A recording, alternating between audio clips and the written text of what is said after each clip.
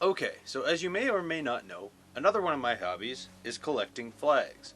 And something that a lot of people don't necessarily know how to do or are a little bit worried about doing is how to properly iron a flag. So, today I'm going to be demonstrating on this brand new flag that I just received how to properly iron and store your flag. So, as you can see, I have this flag, which is actually just a large flag that has a bunch of the world flags printed on it, very small, and in the center there is a world map. So kind of interesting, not a official national flag of any particular country, just a sort of collage of a lot of country flags. So I'm going to demonstrate how to properly iron this flag to get out all the creases so that it looks better when you're hanging it. So, to start, you're going to need your flag, obviously. You're also going to want an ironing board or some surface that you can iron on. You don't necessarily need an ironing board, but I do recommend it. You can use like just a regular old table that you can place your flag on, but you may want to put down like a towel or a sheet or something on your table, just so you're not going to pressing the flag into the table. Not necessarily the best for it. You want a surface that has a little bit of give to it, so you maybe want to throw a blanket or sheet or something over your table if you're doing that, or just use an ironing board if you have one. So the next thing you're going to need is an iron. This one, pretty self-explanatory. We're ironing, we're trying to flatten out a flag, we're going to need an iron. And another thing that I like to use, you don't necessarily need this, is a spray bottle, just to spray down your flag. If you have a spray function on your iron, or like the steam function or whatever, you can use that as well. The steam function doesn't work on this iron. I just use a little spray bottle so I can mist things. Works fine, just as well as, you know, a spray function on your iron. Whatever you want to use is fine. It should also be noted that some countries, you're not allowed to iron their flag. It's just part of the tradition or the flag code of that particular country not to iron it. So if you're concerned about that, do your research first and make sure that the flag that you intend to iron is allowed to be ironed. So when you start ironing, you're going to want to make sure that your iron is on the lowest possible heat setting so that you don't risk overheating your flag and it burning. As you go along, you can adjust the heat setting depending on how hot you want it to be. If you're having trouble getting out the wrinkles or the creases, then you can turn up the heat. But just to start, just to be safe, you want to turn it all the way down to the lowest setting.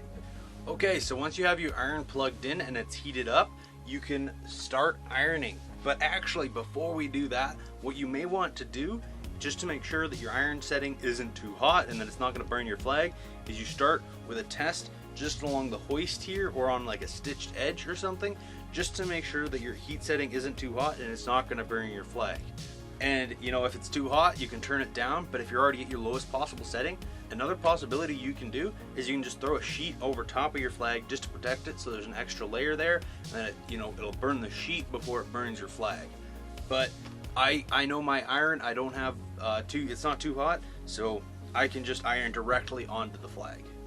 Okay, so now that you've done your heat test, what you might want to do is you want to spray down your flag, the entire surface of your flag. Just get it a little bit damp, just so you have, a good coat of water over the entire flag, and then you can begin ironing. So to iron, you just want to use slow back and forth motions with a little bit of pressure. You don't want to leave the iron in one spot for too long, because then you risk, burning the flag. Make sure that you always have your other hand on the flag, just so that it's not going to slip off your ironing board and hit the ground, which is a big no-no when it comes to most national flags. You don't want it to touch the ground, right?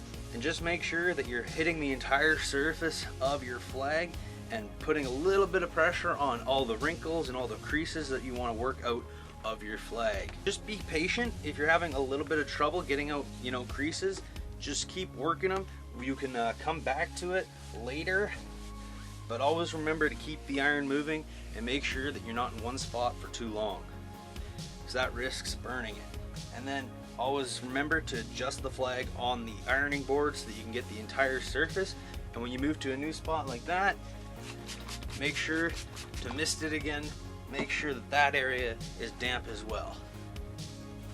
And then just keep working it from edge to edge and adjusting it as you need so that the entire surface gets ironed properly.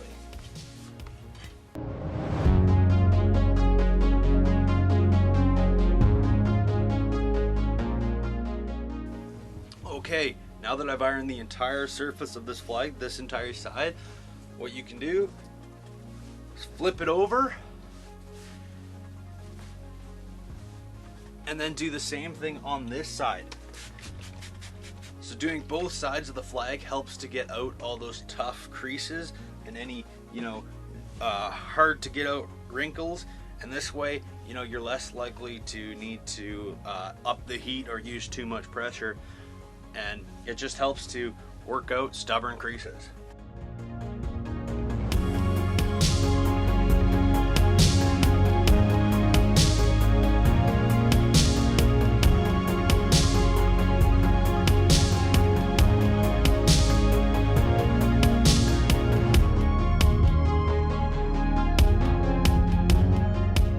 Okay, so now our flag is nicely ironed and ready for display. I'm also going to talk about folding and storing your flags, but now that it's nicely ironed, this is a perfect flag to go and hang on your wall or fly from your flagpole or whatever you want to do with your flag now that it's nicely ironed. So if you just ironed your flag, it may still be a little bit damp from spraying it down, so you may want to let it sit for a little while, make sure it's completely dry before you fold and store it. Of course, if you just ironed your flag to display it, you can go ahead and display it. If it's hanging up there, it's going to dry out anyway.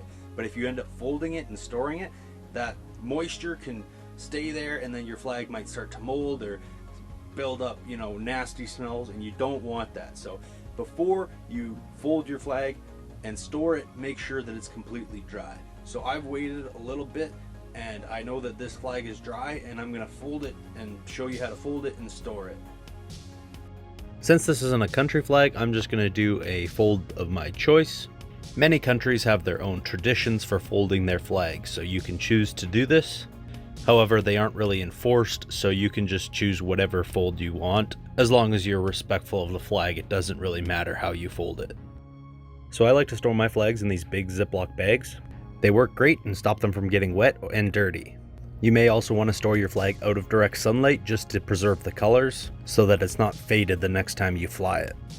I have this nice plastic tote that I store my flags in. Adds another level of protection, and it's just nice and convenient for storing flags.